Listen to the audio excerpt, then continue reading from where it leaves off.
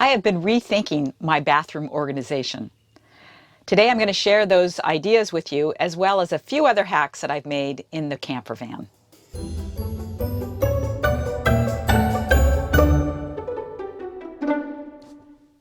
This all started when I was shopping at Target a few days ago, and I was thinking about this area in particular where this towel bar is, and how it could be utilized. I had originally thought maybe I would make some bags that I could adhere to the walls that would hold more, including taking advantage of some of the space along the side of the room.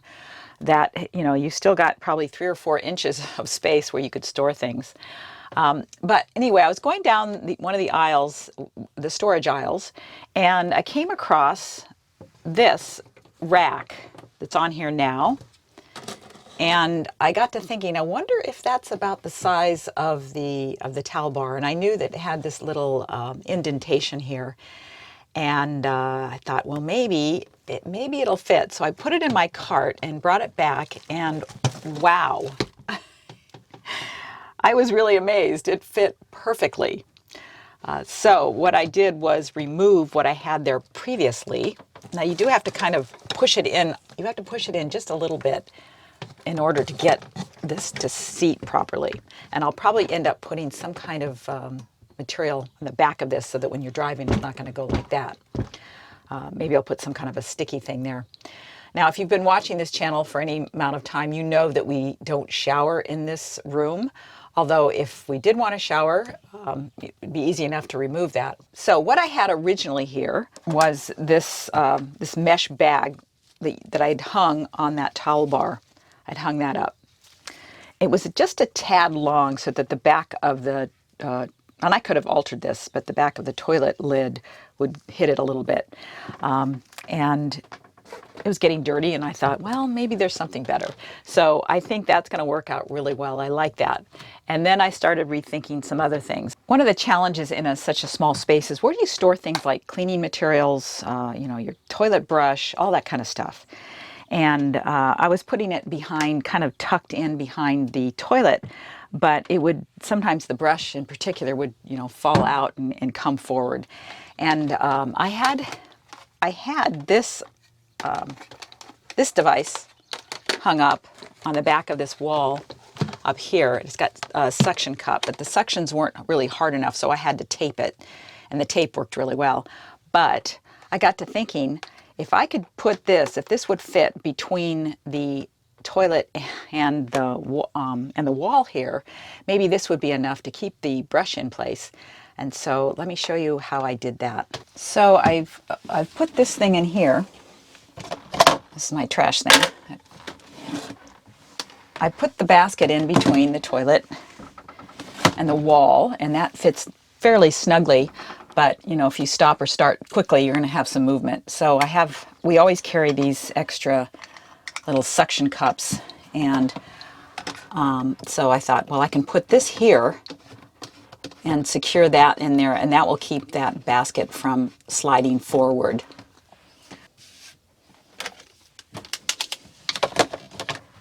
My spray cleaners, I've hung here over the rack and secured them together with some rubber bands so that they seem to be pretty stable in there. So we'll give that a try.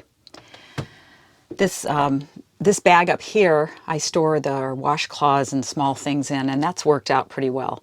So I will I'll keep that there. And then you may know from watching past videos that I had actually removed the shower head from the bathroom because we weren't using the shower. We used the outside shower. But then I decided to go ahead and order a shower head. It's the same company that makes the one that I use on the outside. Unfortunately, they do not make the same model as the one that we have in the outside shower.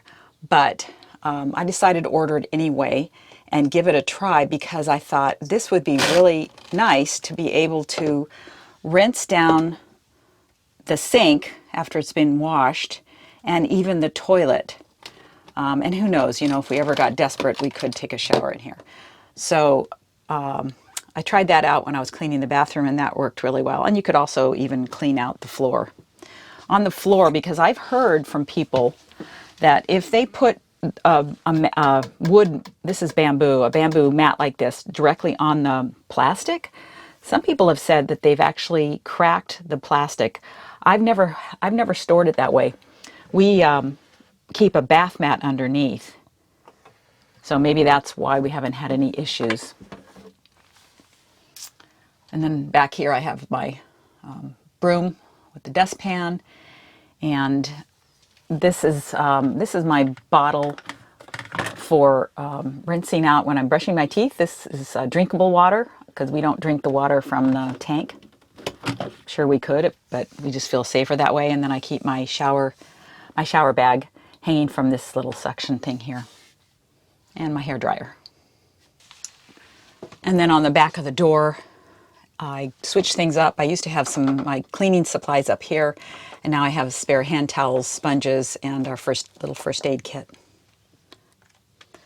And of course, the mosquito zapper. I also want to mention how well this has held up. Mark, who has been in previous videos, he's the one that got me into that, and it's worked really well. Now, another tip that I'd given people a while ago was these Kleenex containers they're in a little plastic case instead of cardboard, because when in a car, things get crushed so easily, and these fit really nicely up above the visor. But right now it's hard sometimes to find these things. You can't find them at all in the stores. The only place I was able to find them before was online. But I thought this week I would make some out of fabric. So this is my prototype. I don't like pink, so I used some pink fabric to make my prototype. And I think this is going to work really well to replace, when these are all gone. Yes, and I have been refilling these with Kleenex, but eventually they will fail. So I thought I'd make this out of fabric, and this will fit nicely up above the visor. So I'll put the measurements for this in the description box, and if anybody's interested in making them, let me know. I have a pet peeve about these, I don't know what you call these bolsters. These are the pieces that fill in the bed. And what I don't like is they have these Velcro straps that you're supposed to fish down behind these ottoman tops and pull up the opposing side and then strap it down. And they're always loose and they move around. And so we tend not to put them in place. And then they fall when you're on a bumpy road. So I got to thinking, because these magnets have worked so well for the warm window curtains, I was thinking, I wonder if I can utilize this magnet here, and I may end up adding a couple more.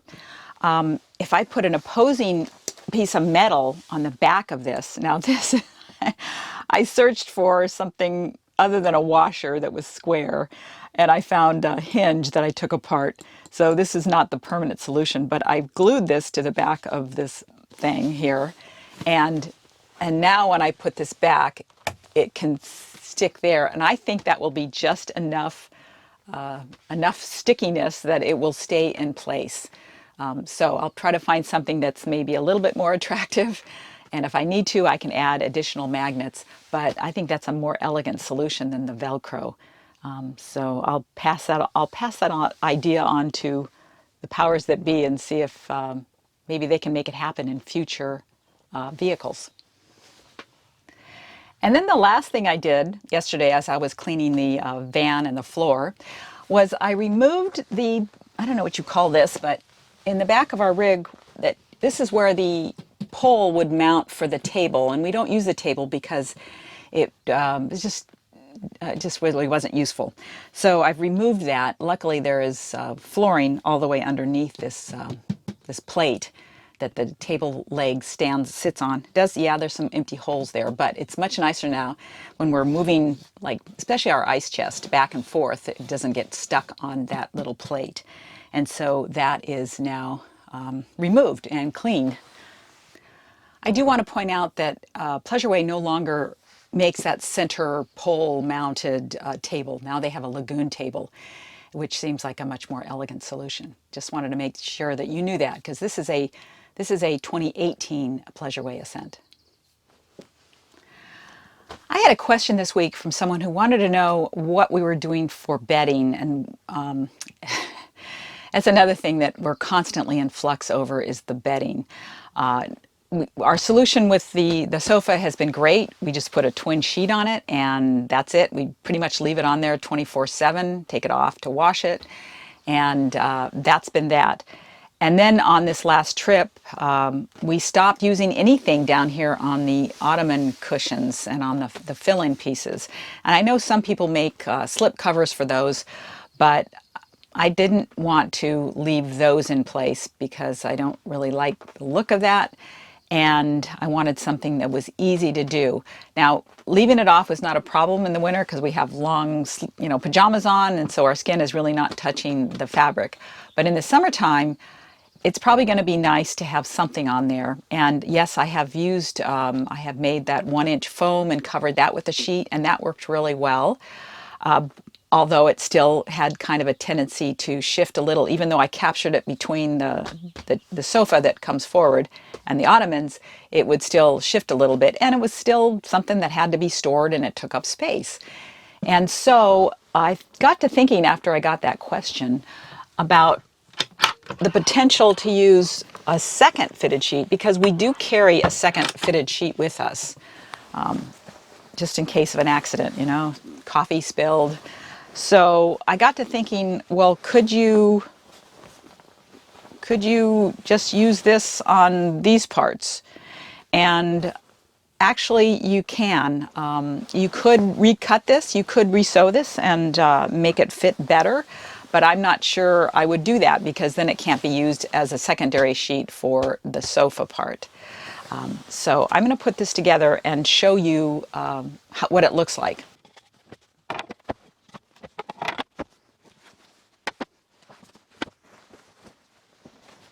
So it's a little bit like a slip cover. And what I found is it's easier to do both of the sides first and then shove the middle ones in. So get that oriented properly.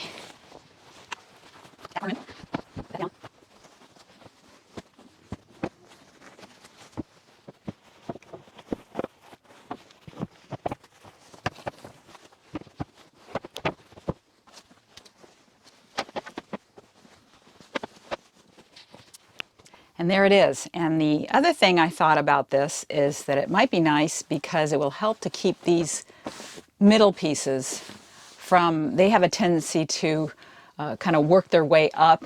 If you hit your feet against them or something, they can work their way off the edge of the boards. And so that works. And you don't have to cut off anything. You don't have to do any sewing. And then of course when the bed comes down, and of course the other sheet would be on the sofa. And there you go.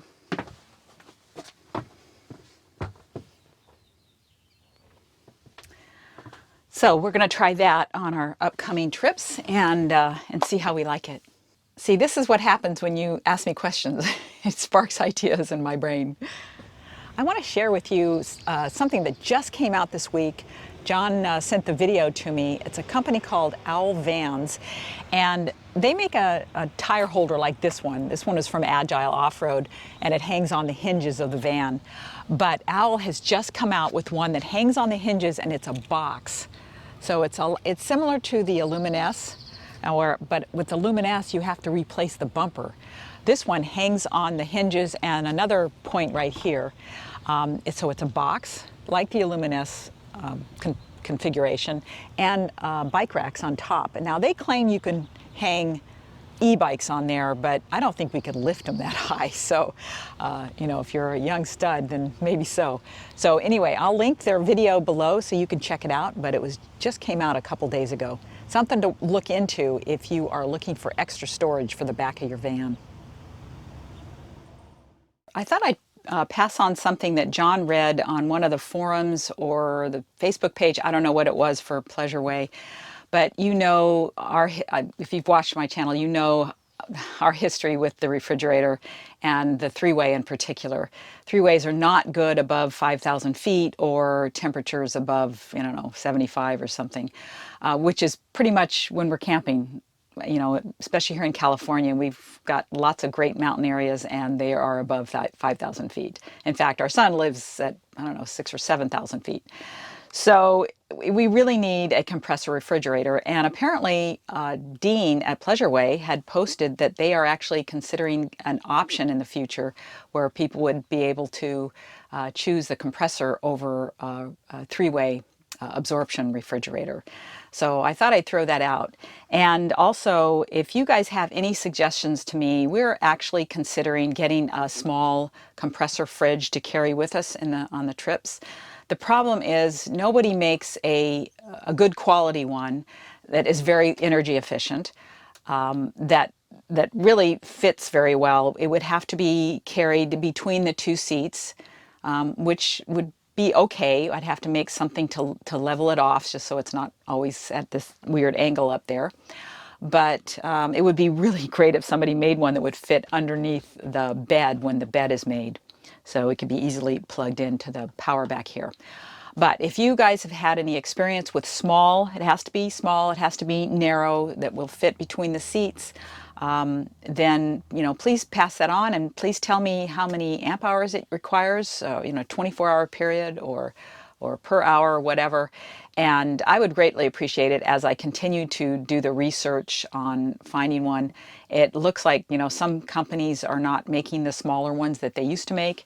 There are some new companies out now that make them, but they don't give you any details. I mean, it'd be great if it had a Danfoss compressor.